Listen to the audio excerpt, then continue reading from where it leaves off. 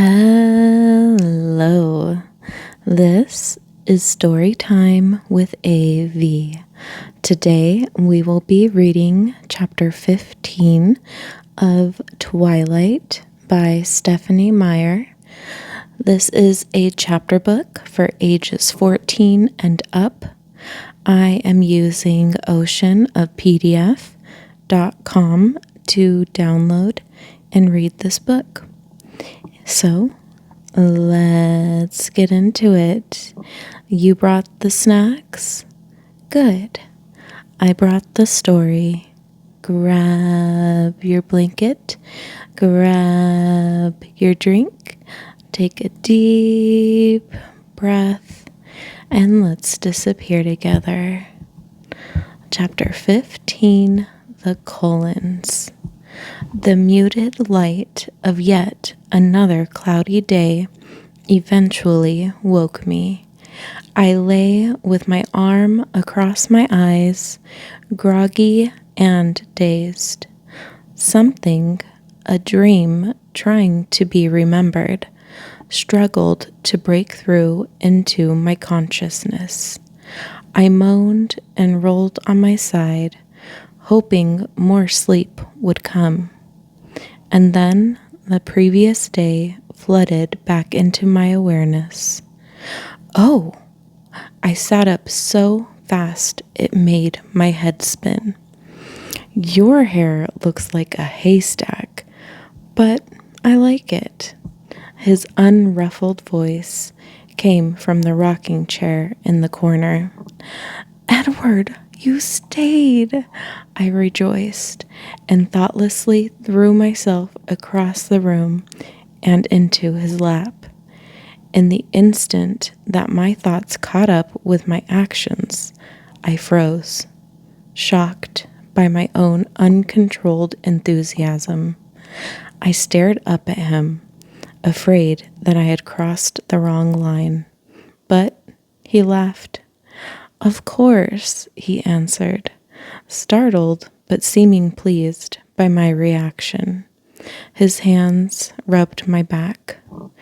I laid my head cautiously against his shoulder, breathing in the smell of his skin. I was sure it was a dream. You're not that creative, he scoffed. Charlie, I remembered, thoughtlessly jumping up again and heading to the door. He left an hour ago, after reattaching your battery cables, I might add. I have to admit, I was disappointed. Is it really all it would take to stop you if you were determined to go? I deliberated where I stood, wanting to return to him badly, but afraid I might have morning breath. You're not usually this confused in the morning, he noted. He held his arms open for me to return, a nearly irresistible invitation. I need another human minute, I admitted. I'll wait. I skipped to the bathroom, my emotions unrecognizable. I didn't know myself inside or out. The face in the mirror was practically a stranger. Eyes too bright, hectic spots of red across my cheekbones. After I brushed my teeth, I worked to straighten out the tangled chaos that was my hair. I splashed my face with cold water and tried to breathe normally, with no noticeable success. I half ran back to my room. It seemed like a miracle that he was there, his arms still waiting for me. He reached out to me, and my heart thumped unsteadily. Welcome back, he murmured, taking me into his arms. He rocked me for a while in silence, until I noticed that his clothes were changed and his hair smooth. You left? I accused, touching the collar of his fresh shirt. I could hardly leave in clothes I came in. What would the neighbors think? I pouted. You were very deeply asleep. I didn't miss anything. His eyes gleamed. The talking came earlier. I groaned. What did you hear? His eyes grew soft. You said you loved me. You knew that already, I reminded him, ducking my head. It was nice to hear, just the same. I hid my face against his shoulder. I love you, I whispered. You are my life now, he answered simply. There was nothing more to say for that moment. He rocked us back and forth as the room grew lighter. Breakfast time, he said eventually, casually, to prove, I'm sure, that he remembered all my human frailties. So I clutched my throat with both hands and stared at him with wide eyes. Shock crossed his face. Kidding, I snickered. And you said I couldn't act. He frowned in disgust. That wasn't funny. It was very funny, and you know it.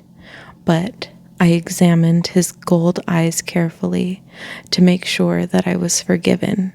Apparently, I was. Shall I rephrase? He asked. Breakfast time for the human. Oh, okay. He threw me over his stone shoulder gently, but with a swiftness that left me breathless. I protested as he carried me easily down the stairs, but he ignored me. He sat me right side up on a chair. The kitchen was bright, happy, seeming to absorb my mood. What's for breakfast? I asked pleasantly. That threw him for a minute. I'm not sure. What would you like? His marble brow puckered. I grinned, hopping up. That's all right. I fend for myself pretty well. Watch me hunt. I found a bowl and a box of cereal. I could feel his eyes on me as I poured the milk and grabbed a spoon. I sat my food on the table and then paused. Can I get you anything? I asked, not wanting to be rude. He rolled his eyes. Just eat, Bella. I sat at the table, watching him as I took a bite. He was gazing at me, studying my every movement. It made me self-conscious. I cleared my mouth to speak, to distract him. What's on the agenda for today? I asked. I watched him frame his answer carefully. What would you say to meeting my family? I gulped. Oh, are you afraid now? He sounded hopeful. Yes, I admitted. How could I deny it? He could see my eyes. Don't worry, he smirked. I'll protect you. I'm not afraid of them, I explained. I'm afraid they won't like me. Won't they be, well, surprised that you would bring someone like me home to meet them? Do they know that I know about them? Oh, they already know everything. They'd taken bets yesterday, you know. He smiled, but his voice was harsh. On whether I'd bring you back, though why anyone would be against. Alice, I can't imagine. At any rate, we don't have secrets in the family. It's not really feasible, what with my mind reading and Alice seeing the future and all that. And Jasper making you feel all warm and fuzzy about spilling your guts. Don't forget about that. You paid attention, he smiled approvingly. I've known to do that every now and then, I grimaced. So, did Alice see me coming? His reaction was strange. Something like that, he said uncomfortably, turning away so I couldn't see his eyes. I stared at him curiously. Is that any good? He asked, turning back to me abruptly and eyeing my breakfast with a teasing look on his face. Honestly, it doesn't look very appetizing. Well, it's no irritable grizzly, I murmured, ignoring him when he glowered. I was still wondering why he responded that way when I mentioned Alice. I hurried through my cereal, speculating. He stood in the middle of the kitchen, the statue of Adonis again, staring abstractedly out the back windows. Then his eyes were back on me, and he smiled his heart-breaking smile. And you should introduce me to your father, too, I think. He already knows you, I reminded him. As your boyfriend, I mean. I stared at him with suspicion. Why? Isn't that customary? He asked innocently. I don't know, I admitted. My dating history gave me few reference points to work with. Not that any normal rules of dating applied here. That's not necessary, you know. I don't expect you to... you don't have to pretend for me. His smile was patient. I'm not pretending. I pushed the remains of my cereal around the edges of my bowl, biting my lip. Are you going to tell Charlie I'm your boyfriend or not? He demanded. Is that what you are? I suppressed my internal cringing at the thought of Edward and Charlie and the word boyfriend all in the same room at the same time. It's a loose interpretation of the word boy, I'll admit. I was under the impression that you were something more. Actually, I confessed, looking at the table. Well, I don't know if we need to give him all the gory details. He reached across the table to lift my chin with a cold, gentle finger. But he will need some explanation for why I'm around here so much. I don't want Chief Swan getting a restraining order put on me. Will you be? I asked, suddenly anxious. Will you really be here? As long as you want me, he assured me. I'll always want you, I warned him. Forever. He walked slowly around the table, and pausing a few feet away, he reached out to touch his fingertips to my cheek. His expression was unfathomable. Does that make you sad? I asked. He didn't answer. He stared into my eyes for an immeasurable period of time. Are you finished? He finally asked. I jumped up. Yes. Get dressed. I'll wait here. It was hard to decide what to wear. I doubted there were any etiquette books detailing how to dress when your vampire sweetheart takes you home to meet his vampire family. It was a relief to think the word to myself. I knew I shed away from it intentionally.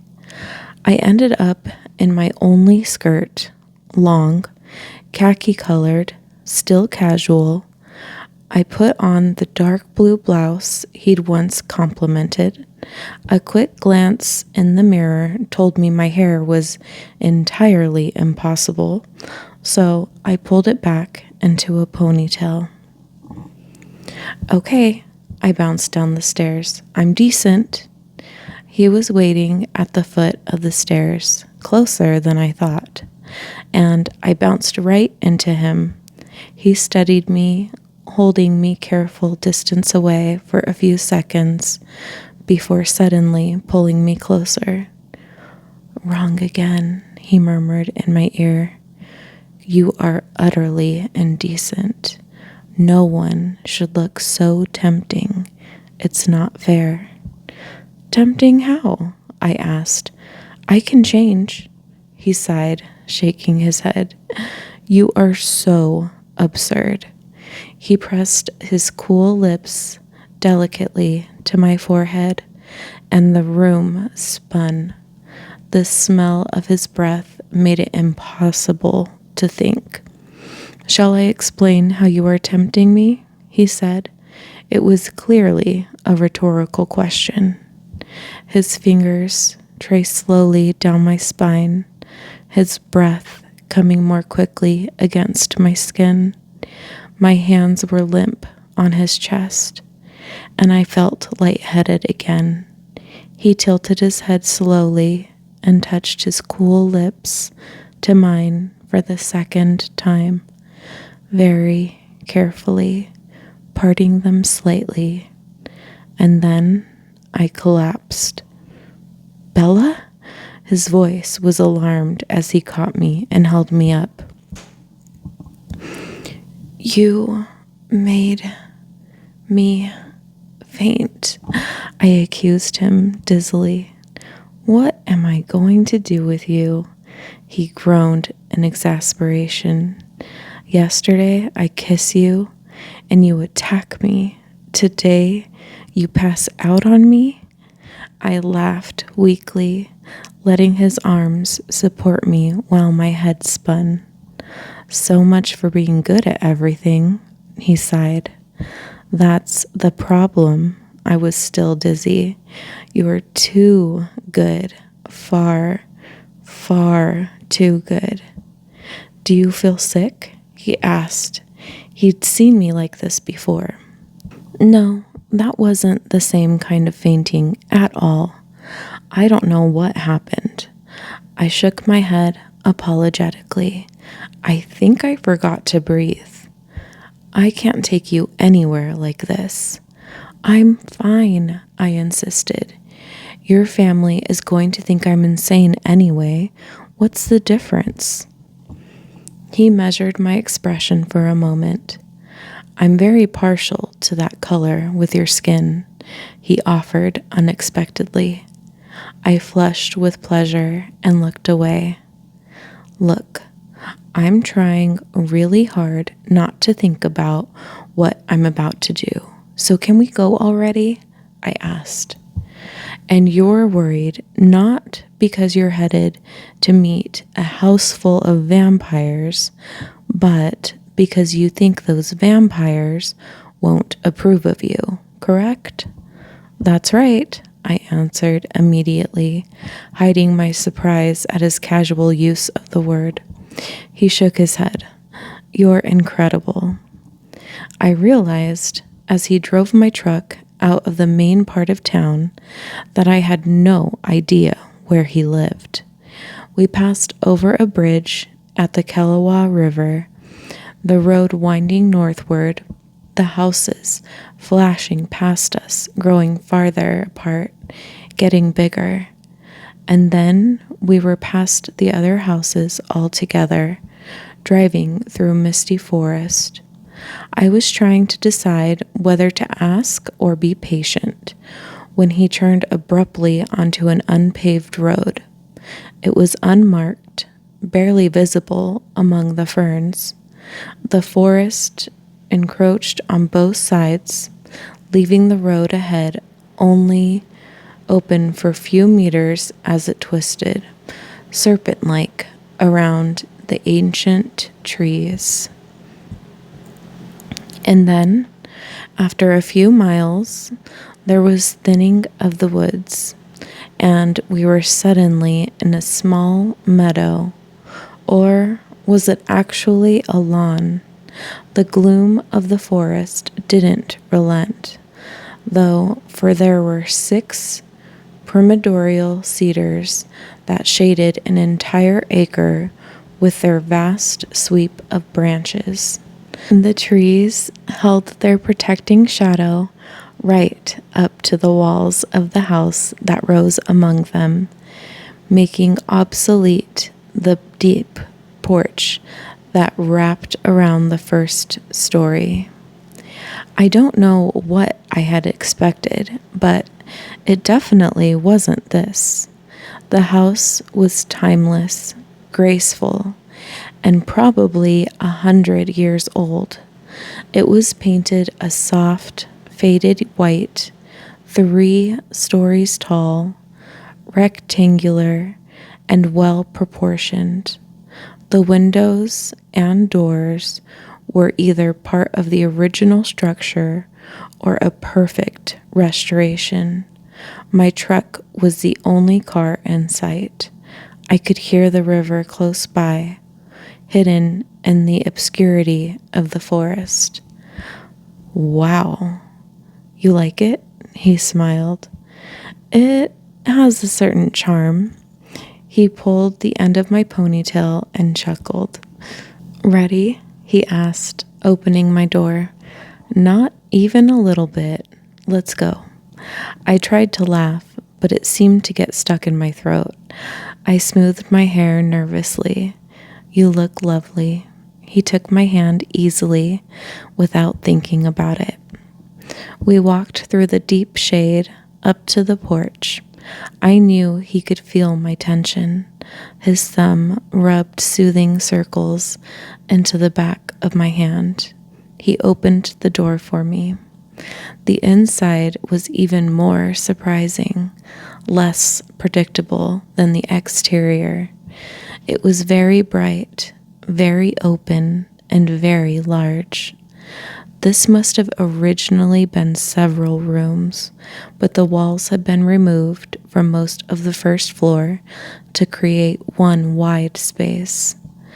The back, south-facing wall had been entirely replaced with glass, and beyond the shade of the cedars, the lawn stretched bare to the wide river. A massive, curving staircase dominated the west side of the room. The walls, the high-beamed ceiling, the wooden floors, and the thick carpets were all varying shades of white. Waiting to greet us, standing just to the left of the door on the raised portion of the floor by a spectacular grand piano, were Edward's parents. I'd seen Dr. Cullen before, of course, yet I couldn't help but be struck again by his youth, his outrageous perfection. At his side was Esme, I assumed, the only one of the family I'd never seen before. She had the same pale, beautiful features as the rest of them. Something about her heart-shaped face, her billows of soft, caramel-colored hair, reminded me of the ingenious of the silent movie era. She was small, slender, yet less angular, more rounded than the others. They were both dressed casually in light colors that matched the inside of the house. They smiled in welcome, but made no move to approach us, trying not to frighten me, I guessed. Carlisle, Esme, Edward's voice broke the short silence. This is Bella. You're very welcome, Bella. Carlisle's step was measured, careful as he approached me. He raised his hand tentatively, and I stepped forward to shake hands with him. It's nice to see you again, Dr. Cullen. Please, call me Carlisle. Carlisle, I grinned at him, my sudden confidence surprising me. I could feel Edward's relief at my side. Esme smiled and stepped forward as well, reaching for my hand. Her cold, stone grasp was just as I expected. It's very nice to know you, she said sincerely. Thank you. I'm glad to meet you too. And I was. It was like meeting a fairy tale. Snow White in the flesh. Where are Alice and Jasper? Edward asked, but no one answered, as they had just appeared at the top of the wide staircase. Hey, Edward, Alice called enthusiastically.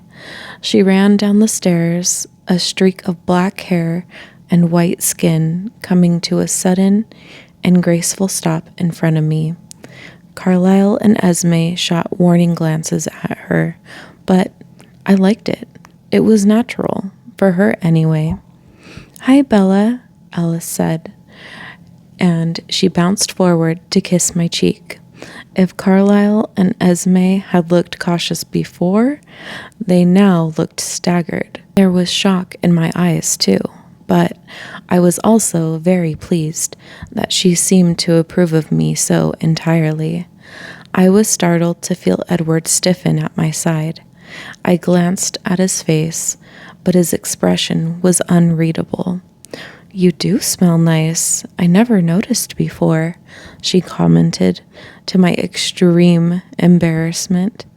No one seemed to know quite what to say, and then Jasper was there.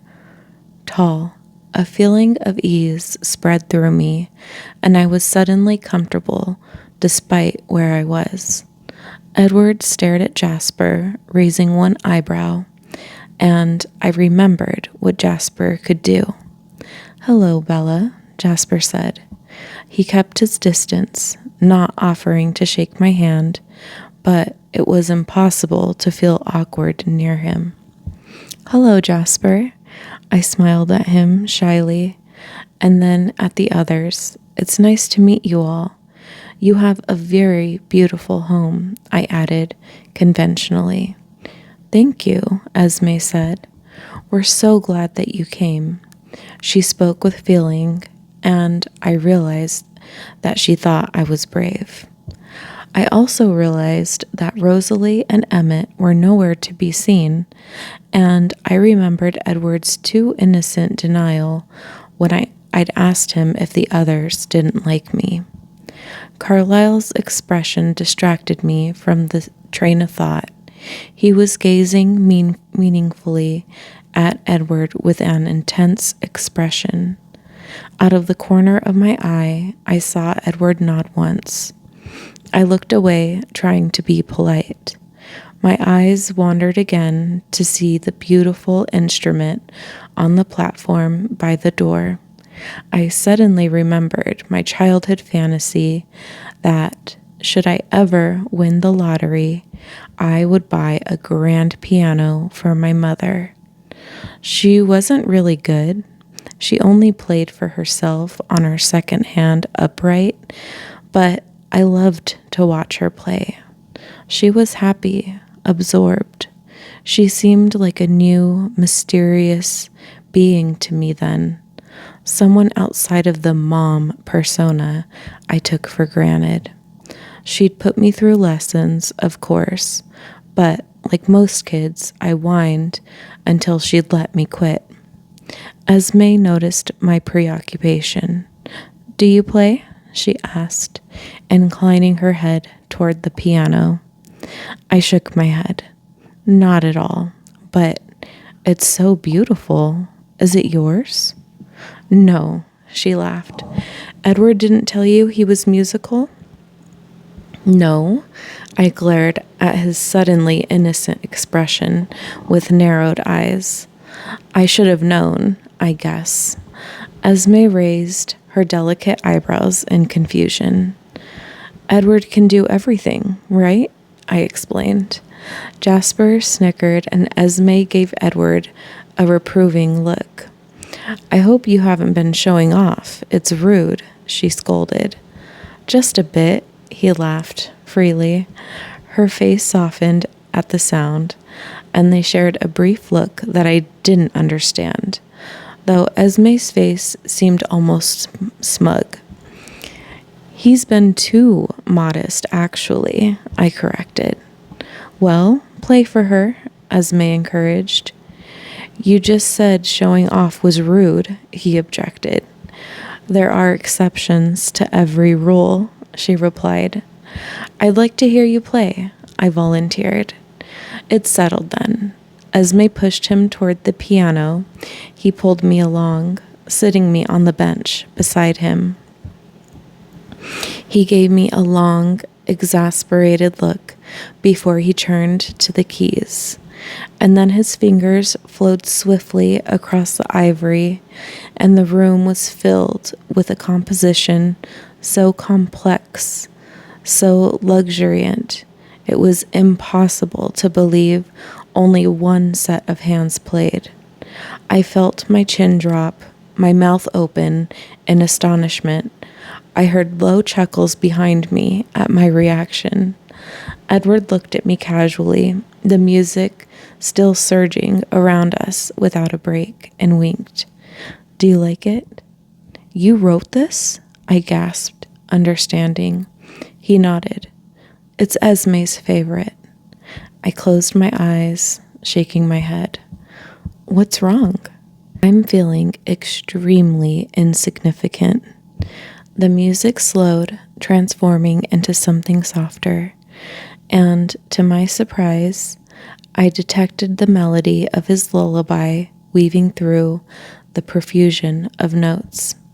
You inspired this one, he said softly. The music grew unbearably sweet. I couldn't speak. They like you, you know, he said conversationally. Esme especially. I glanced behind me, but the huge room was empty now. Where'd they go? Very subtly giving us some privacy, I suppose. I sighed. They like me, but Rosalie and Emmett. I trailed off, not sure how to express my doubts. He frowned. Don't worry about Rosalie, he said, his eyes wide and persuasive. She'll come around. I pursed my lips spectacly. Emmett? Well, he thinks I'm a lunatic. It's true, but he doesn't have a problem with you. He's trying to reason with Rosalie. What is it that upsets her? I wasn't sure if I wanted to know the answer. He sighed deeply.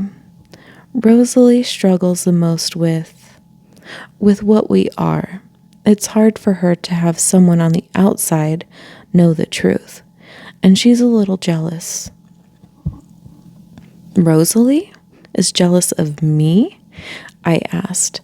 I tried to imagine a universe in which someone as breathtaking as Rosalie would have any possible reason to feel jealous of someone like me. You're human, he shrugged. She wishes that she were too. Oh, I muttered, still stunned. Even Jasper, though. That's really my fault, he said. I told you he was the most recent to try our way of life. I warned him to keep his distance. I thought about the reason for that and shuddered. Esme and Carlisle? I continued quickly to keep him from noticing. Are happy to see me happy. Actually, Esme wouldn't care if you had a third eye or webbed feet. All this time, she's been worried about me, afraid that there was something missing from my essential makeup, that I was too young when Carlisle changed me. She's ecstatic. Every time I touch you, she just about chokes with satisfaction. Alice seems very enthusiastic. Alice has her own way of looking at things, he said through tight lips. And you're not going to explain that, are you? A moment of wordless communication passed between us. He realized that I knew he was keeping something from me. I realized that he wasn't going to give anything away. Not now. So, what was Carlisle telling you before?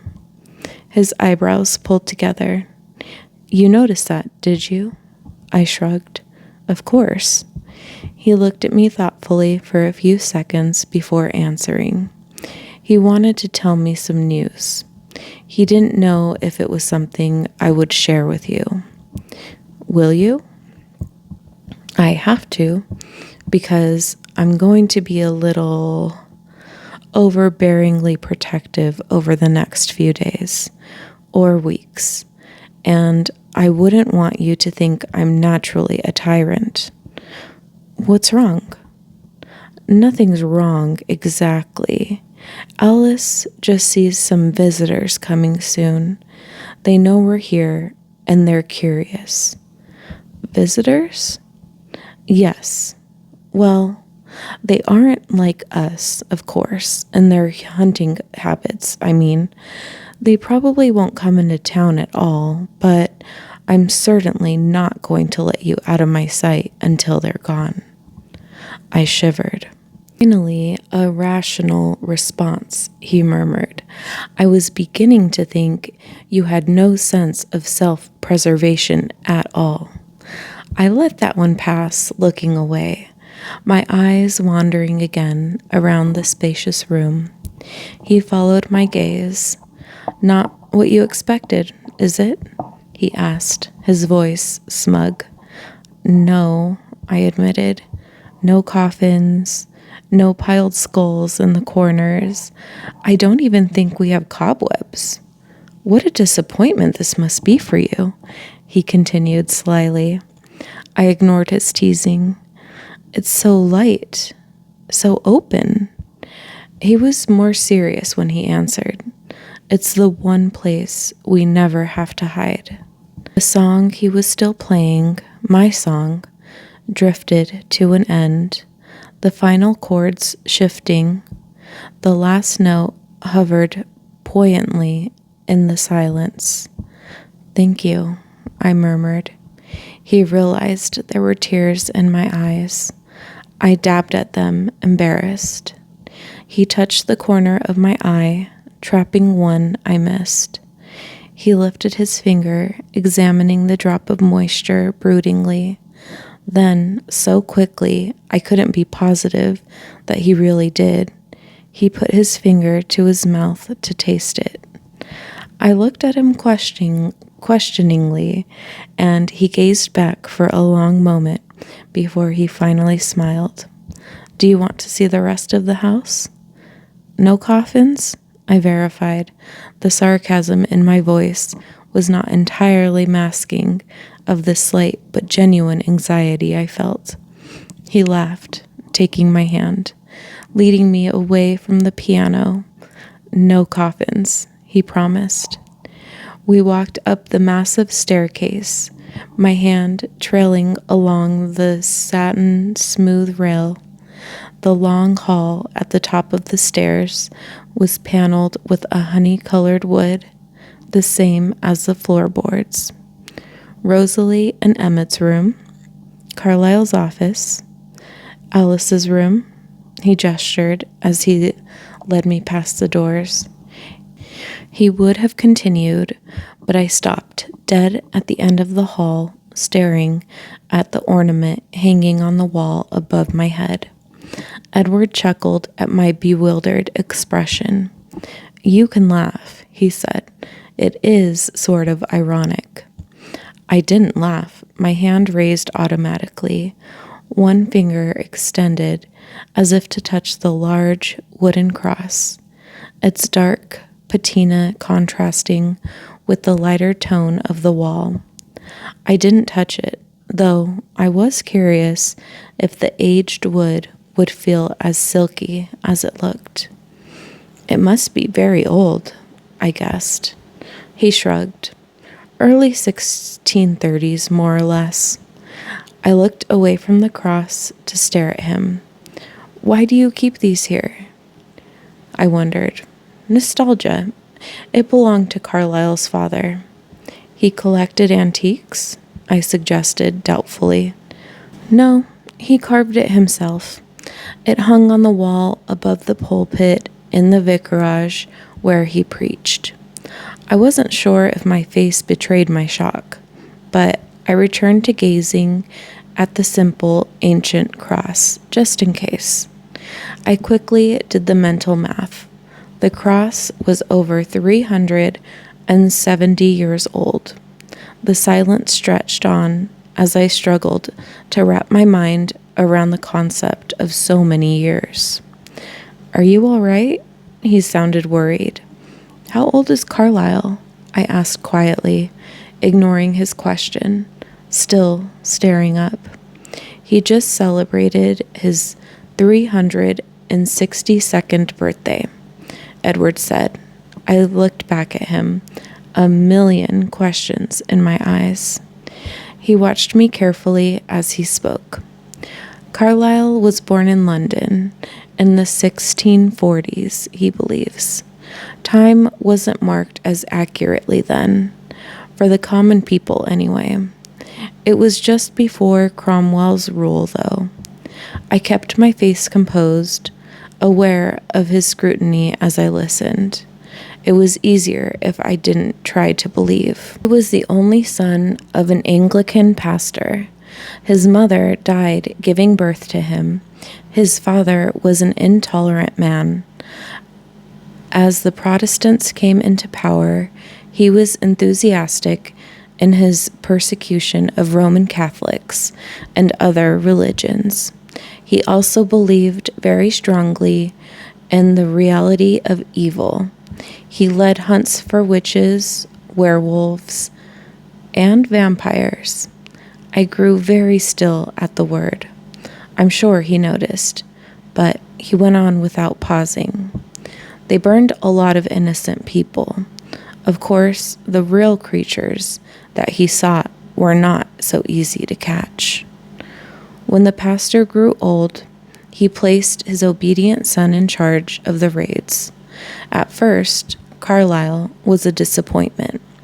He was not quick to accuse, to see demons where they did not exist, but he was persistent and more clever than his father. He actually discovered a coven of true vampires that lived hidden in the sewers of the city, only coming out by night to hunt. In those days, when monsters were not just myths and legends, that was the way many lived.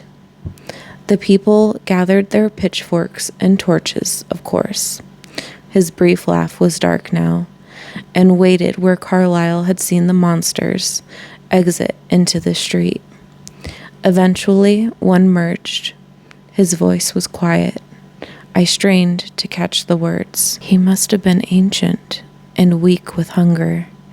Carlyle heard him call out in Latin to the others when he caught the scent of the mob. He ran through the streets. And Carlyle, he was 23 and very fast, was in the lead of the pursuit. The creature could have easily outrun them, but Carlyle thinks he was too hungry, so he turned to attack. He fell on Carlyle first, but the others were close behind, and he turned to defend himself. He killed 2 men and made off with a third, leaving Carlyle bleeding in the street. He paused. I could sense he was editing something, keeping something from me. Carlyle knew what his father would do. The bodies would be burned. Anything infected by the monster would be destroyed. Carlyle acted instinctively to save his own life. He crawled away from the alley while the mob followed the fiend and his victim. He hid in a cellar, buried himself in rotting potatoes for 3 days. It's a miracle he was able to keep silent, to stay undiscovered. It was over then, and he realized what he had become. I'm not sure what my face was revealing, but he suddenly broke off. "How are you feeling?" he asked. "I'm fine," I assured him, and though I bit my lip in hesitation, he must have seen the curiosity burning in my eyes. He smiled. "I expect you to have a few more questions for me." "A few." His smile widened over his brilliant teeth. He started back down the hall, pulling me along by the hand. "Come on then," he encouraged. "I'll show you." And that concludes chapter 15 of Twilight. And we will end with "Carry the story with you. When you're ready, I'll be here again." Bye for now.